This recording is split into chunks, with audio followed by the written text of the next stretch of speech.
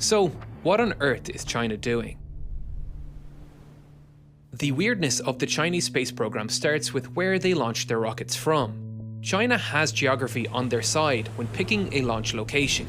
Launching east from their southeastern coastline would benefit from a launch velocity boost and allow them to safely land rocket stages in the Pacific Ocean. However, this is not where China launches most of its rockets from. Its most active port, the Xichang Satellite Launch Center, is nestled in the middle of a mountainous region in the center of China. Why on earth would a country with an extensive coastline choose to launch from the very center of the country? The answer is actually quite simple: to protect them from attack. These launch facilities initially served as military bases for testing missiles.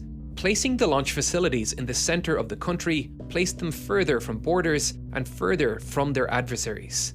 To take advantage of Earth's rotation, rockets launched towards the east. Unfortunately, the region just east of Xichang is dotted with small villages. So, every launch puts Chinese villagers at risk from falling rocket stages. This has consequences. In 1996, the US hired the Chinese Space Agency to launch a telecommunications satellite. It launched from the Xichang port atop a Long March 3B. Immediately after liftoff, being fed by a faulty inertial measurement unit, the rocket veered off course and tragically crashed into a village near the launch site.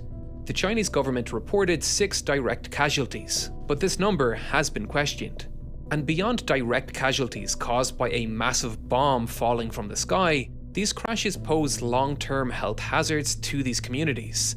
The early versions of the Long March rocket, which are still being launched, use hydrazine-based hypergolic propellants, which are extremely toxic. Hypergolic fuels are commonly used in rocket propulsion due to their unique properties. They ignite spontaneously upon contact with an oxidizer, eliminating the need for an external ignition source, which provides reliable ignition, which is a huge advantage, especially for on-orbit maneuvering. They also stay liquid at hotter temperatures, allowing them to be stored over longer periods, making them perfect for longer on-orbit missions. The Space Shuttle's orbital maneuvering system and smaller reaction control system used hypergolic propellants for this reason. But NASA was extremely cautious with this technology. Exclusion zones were placed around these thrusters for astronauts on spacewalks. And when the Space Shuttle landed, a massive fan was sometimes rolled out to help disperse any toxic chemicals as ground crews approached it. Long March rockets 1 through 4 use unsymmetrical dimethyl hydrazine as fuel and nitrogen tetroxide as the oxidizer. This type of hydrazine is favored for its stability across